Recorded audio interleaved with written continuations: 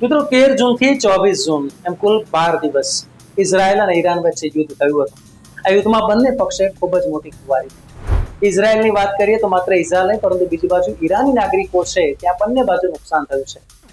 જે પ્રમાણે ઇઝરાયલે ઈરાનના અણુ મથકો છે ત્યાં હુમલા કર્યા હતા, ત્યારે હાલ ભલે આ યુદ્ધ ટળી ગયું છે પરંતુ હવે સલામતીના ભાગરૂપે અમેરિકન જાસૂસો માટે એક એજન્ટનું કામ ઈરાનમાં ગેરકાયદે વસતા અફઘાનીઓ કરતા હોય તેવો શક ઈરાનને છે અને તેને લઈને ઈરાને ગણતરીના દિવસોમાં જ લાખો અફઘાનીઓને દેશમાંથી નિકાલ કર્યો છે, એટલે કે ડિપોર્ટ કર્યા છે.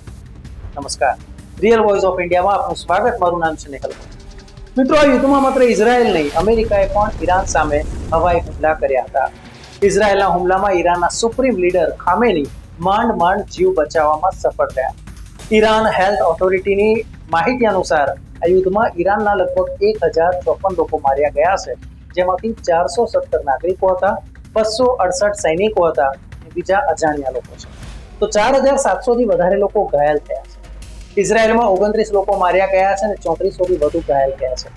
ઈરાનને ઇઝરાયલ કરતા વધારે જાનમાલનું નુકસાન થયું છે. ત્યારે હવે ઈરાને આ યુદ્ધમાં જે કેટલીક ઘટનાઓ છે તેના પર એનાલિસિસ કરવાનું શરૂ કર્યું છે. ત્યારે ઈરાનને એક શંકા એવી પણ છે કે અફઘાનિસ્તાનથી જે લોકો ગેરકાયદે આવીને ઈરાનમાં રહ્યા છે તેમાંથી કેટલાક અમેરિકાને જાસૂસી મદદ કરી રહ્યા છે. આ બાબતને ધ્યાનમાં લઈને ઈરાને હવે કડક પગલાં ભરવાનું નક્કી કર્યું છે. તે કામ શરૂ કરી દીધું છે અને તેમાંનું એક કામ એટલે લાખો અફઘાનિસ્તાનીઓને ઈરાનની બહાર કાઢવા. ઈરાનને આ વખતે ઇઝરાયલ અને અમેરિકા તરફથી જોરદાર માર પડ્યો છે, આપણે બધા જાણીએ છીએ.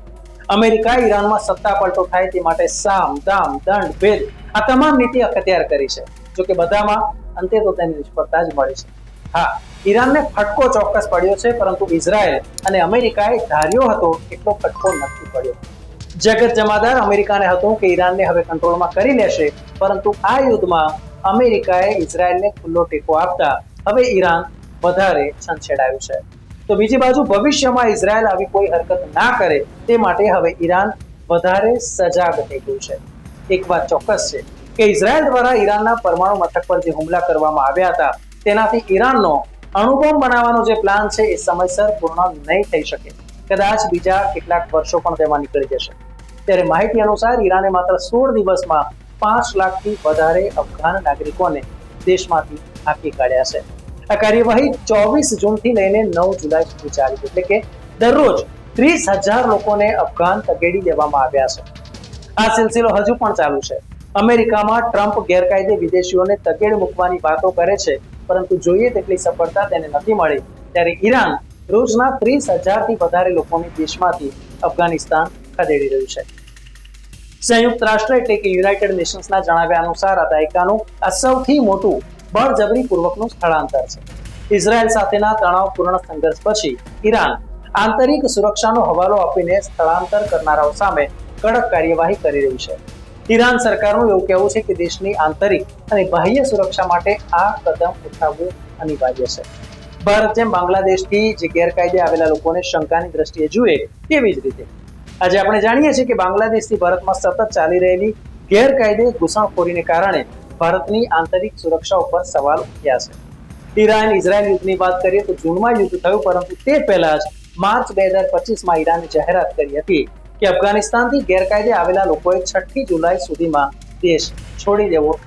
બળજબરીથી ત્યાર પછી જો કોઈ નહીં જાય તો તેમને બળજબરીથી હાંકી કાઢવામાં આવશે. જૂનમાં ઈરાન અને ઇઝરાયલ વચ્ચે 12 દિવસના લશ્કરી સંઘર્ષ પછી આ ઝુંબેશ વધારે તીવ્ર બની. ઈરાનથી દેશ નિકાલ કરાયેલા અફઘાન શરણાર્થી બશીરે મીડિયા સાથે વાત કરતા જણાવ્યું હતું કે અધિકારીઓ તેની પાસેથી 17,000 રૂપિયાની લાંચ માંગી હતી અને ત્યારબાદ તેને 2 દિવસ સુધી ડિટેન્શન સેન્ટરમાં રાખવામાં આવ્યા હતા. આ 2 દિવસ માટે તેને ખોરાક કે પાણી પણ આપવામાં નહોતું આવ્યું. ત્યારે મહત્વપૂર્ણ છે કે જે ઈરાનના અધિકારીઓ છે તે આ જે નિરાશ્રિતો છે અફઘાની તેમની સાથે દુર્વ્યવહાર પણ કરે છે. તો અન્ય એક વ્યક્તિએ જણાવ્યું હતું કે તેના પિતાની જાસૂસીના આરોપસર ધરપકડ કરવામાં આવી હતી અને તેમને બેડીથી બાંધી દેવામાં આવ્યા હતા. તેમને પણ ખોરાક અને પાણી આપવામાં આવ્યું ન હતું અને બાદમાં તેમને ડિટેન્શન સેન્ટરમાં મોકલી દેવાયા હતા.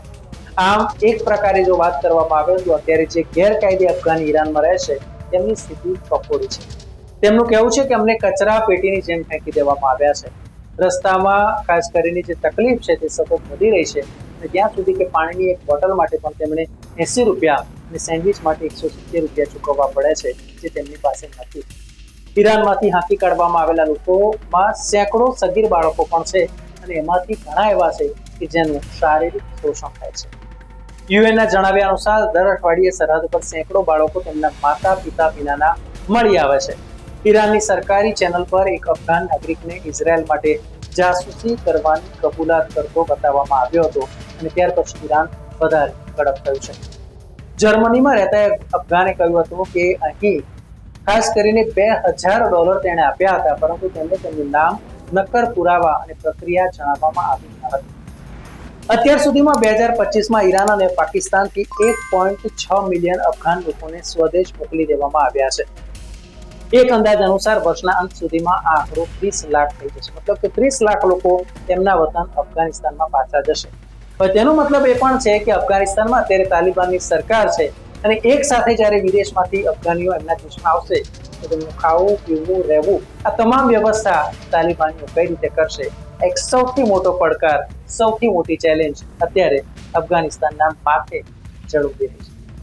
ન્યૂઝ, વ્યૂઝ અને એનાલિસિસ માટે આપ જોતા રહો રિયલ વોઇસ ઓફ ઇન્ડિયા. ધન્યવાદ મિત્રો, આપ યુટ્યુબ ઉપરાંત ફેસબુક, ઇન્સ્ટાગ્રામ, એક્સ સોશિયલ મીડિયાથી પણ અમારી સાથે કનેક્ટ રહી શકો છો. દેશ વિદેશના તમામ સમાચારો વાંચવા માટે અમારી વેબ પોર્ટલ revolt.in ઓપન કરશો. ધન્યવાદ.